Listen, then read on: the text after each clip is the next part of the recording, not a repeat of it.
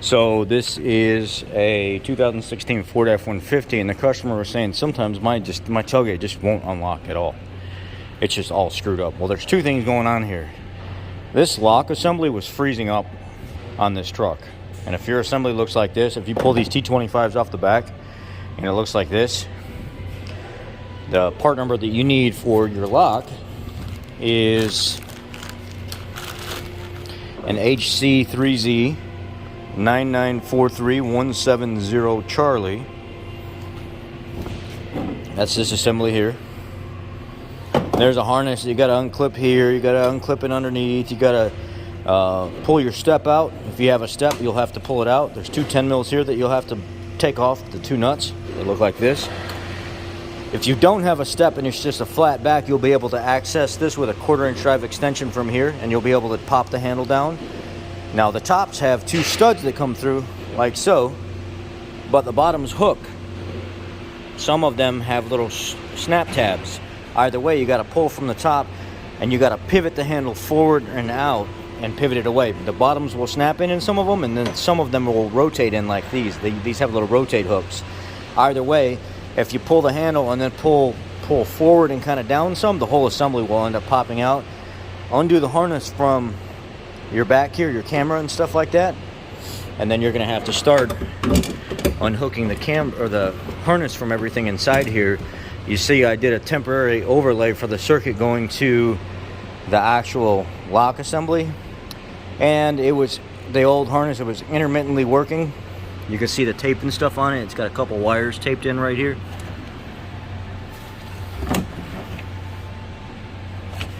And it was working for a while, but then the lock assembly started freezing up. So we're going to replace the actual pass-through harness and the assembly itself. That's the problem here. The pass-through harness is JL3Z14 Apple 412 Charlie. So I've got the handle out of the way. I've got the lock assembly out of the way, which is, it's two 10 mils that hold the lock assembly down right here. There's the old one. Now what I'm going to do is, now that I've got all this loose, I'm going to go up underneath the vehicle and I'm going to unsnap the connector from down there, and I'm going to work on pulling the harness through the handle area.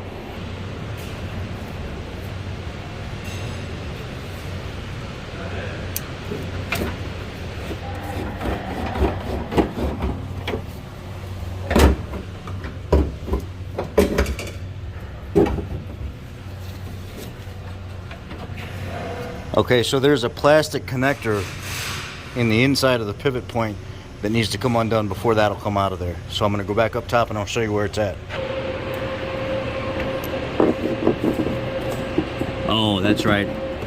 I didn't put that little clip back on. I'll show you what it looks like when it goes back in. You're just going to have to fish it through now.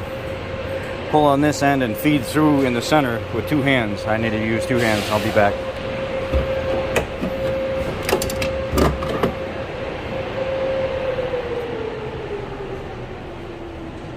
Looks like the one connector broke. It was on its way out anyway.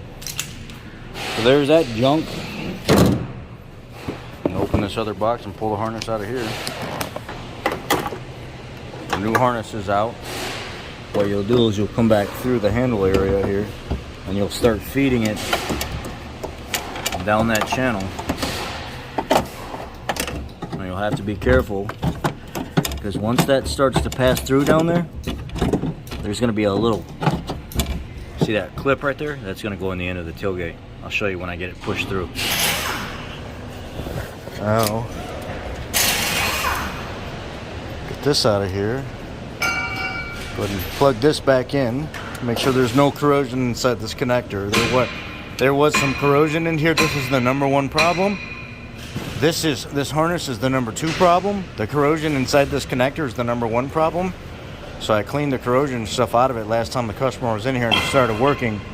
But then we realized there's actually a lock actuator and there is a harness issue as well. The whole thing needs to be gone through. So now we got the new harness in. Let's go back up to the top. You may have to move the harness around a little bit to get this to line up, but right here is a push tab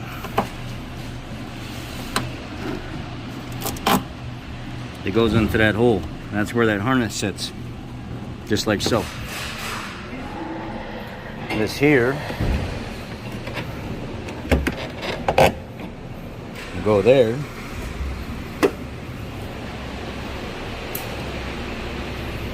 At this point, go ahead and put your put your actuator assembly back in. So you'll go here.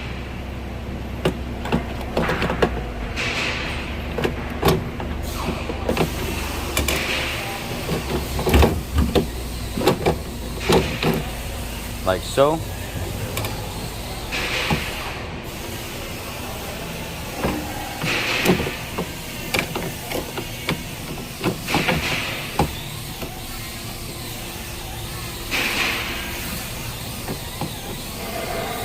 And you're just going to lay these rods inside there. You're not going to snap them down yet.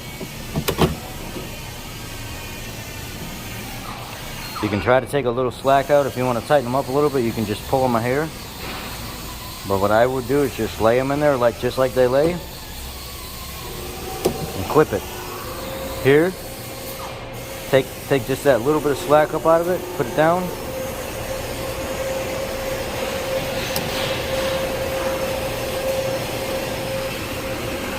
See how there's just a little bit of movement in this rod?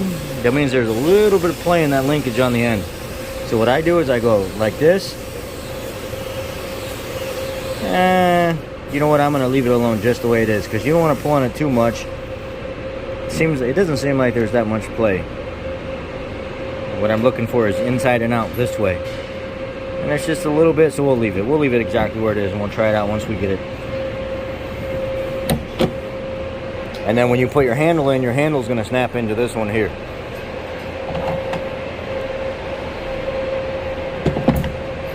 So go ahead and put your two 10 mils on and tighten it down.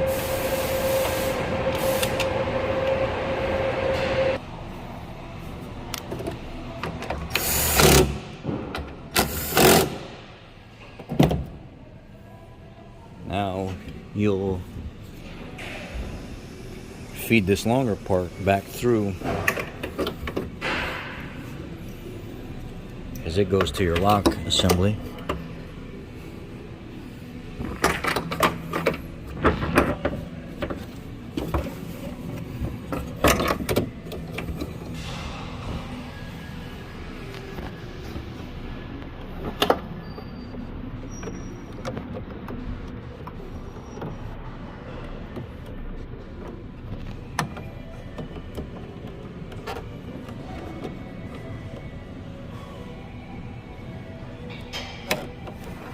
It goes like so,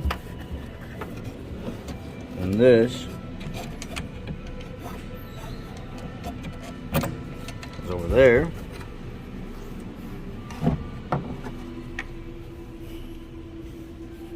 Go ahead and plug your stuff back into your handle and then feed that rod back up and underneath right where that blue tab sits, the one that you haven't put anything in yet. I forgot there's one more. This white tab right here goes up in the hole right there above it. Now when you go to slide this handle back in, you got to have it opened a little bit. So you'll tuck your bottom hooks, you'll pull down on this, and then you'll snap it up in there, and then your tab or your bolt threads will come through, or the stud shaft will come through threads. And now it's nice and snapped in. You can go ahead and get these snugged up and put back on there.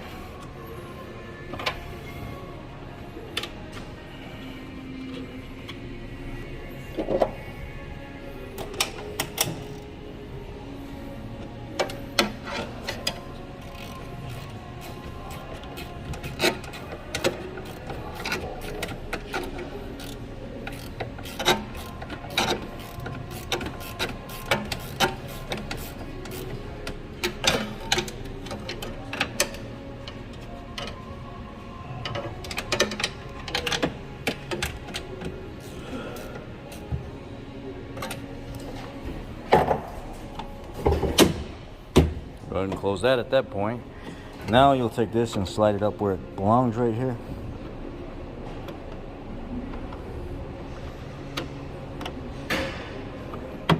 Snap your tab over.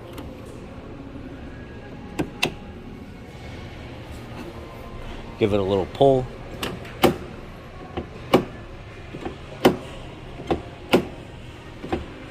Everything looks good, everything's secure. Go ahead and spray it down real quick with some white lithium grease. Shake it, shake it, shake it, shake it, shake it, shake it, shake it.